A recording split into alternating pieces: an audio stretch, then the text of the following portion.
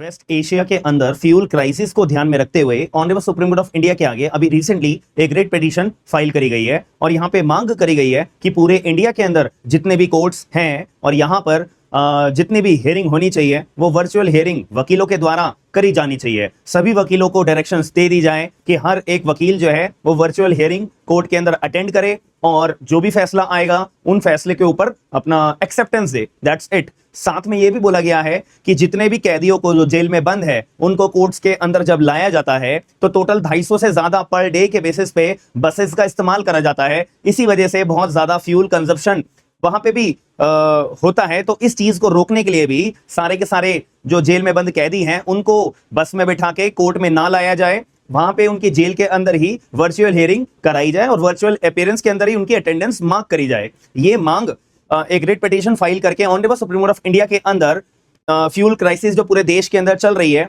इसके regarding file करी गई है। तो यहाँ पे आप लोग अगर जजमेंट का नाम देख सकते हो, Shobha Gupta and others versus Union of India. ये 27 मई 2026 का ही अपना सुप्रीम कोर्ट ने फैसला सुनाया है। सुप्रीम कोर्ट ऑफ इंडिया ने ये क्लियर करते हुए अपना जजमेंट को बैलेंस करते हुए ये फैसला दिया है कि भाई देखो, हम ये बात मानते हैं कि हाँ फ्यूल की क्राइसिस है, हमने इसके लिए एक एडमिनिस्ट्रेटिव ऑर्डर भी जारी कर दिया है, सारे के सारे कोर्ट्स को हमने ये डायरेक्शन भी दी है कि कम से कम फ्यूल का इस्तेमाल करो, कार पूल का इस्तेमाल करो, ऑल्टरनेटिव हियरिंग्स करो कि एक दिन वर्चुअल हियरिंग कर लो और एक दिन फिजिकल अपीयरेंस वाली हियरिंग कर ली जाए।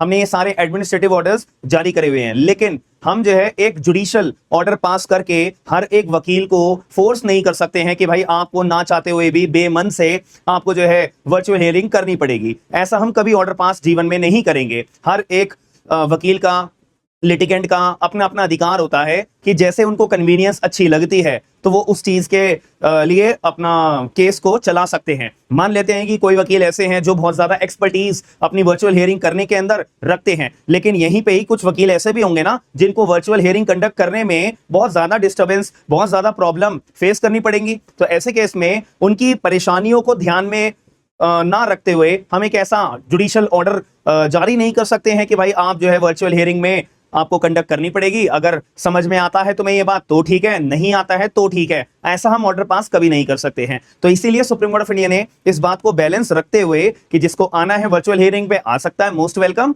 जिसको नहीं आना है तो फिजिकल अपीयरेंस के तौर पे आ सकते हो, मोस्ट वेलकम। तो ऐसा अपना जजमेंट पास ऑफिशियली कर दिया है। और साथ में आप लोग ये पहला वाला पैरा भी पढ़ सकते हो। We appreciate the initiative taken by the petitioner through instant writ petition where they want to impress upon the members of the legal fraternity to join the court proceedings through virtual hearing online. However, it may not be prudent or expedient for this court to issue a judicial command compelling all the members to appear online without knowing the difficulties or impediments that individual members, especially the young members of the bar, might be facing. ये पहला paragraph ही सारी बात को इस clarify कर देता है। तो हमारे देश के अंदर जितने भी कोर्ट्स हैं वहां पे वर्चुअल हियरिंग तो चलाई जाएगी, लेकिन वकीलों को, लिटिगेंट्स को मजबूर नहीं करा जाएगा। ऐसा direction supreme court of India ने इस रिट पिटीशन को डिस्पोज ऑफ करते हुए कर दिया है। अब आपका क्या मानना है एक बड़ी कमेंट बॉक्स के अंदर जरूर बताइएगा कि क्या आप सुप्रीम कोर्ट ऑफ इंडिया के फैसले को सपोर्ट करते हो या फिर आपका खुद का कोई एक पॉइंट ऑफ व्यू या अपनी ओपिनियन है, वो आप कमेंट बॉक्स के अंदर जरूर बताएगा। और वीडियो को लाइक करके, शेयर करके लोगों को अवेयरनेस के रूप में इस बात का सुप्रीम कोर्ट ऑफ इंडिया की जो डायरेक्शन है या रिट पिटीशन है, जो जजमेंट दिया गया है, ये लोगों तक पहुंच पाए। आप लोग वीडियो को शेयर करके जरूर मदद करिएगा। बाकी मिलते हैं नेक्स्ट वीडियो के अंदर। थैंक यू, धन्यवाद।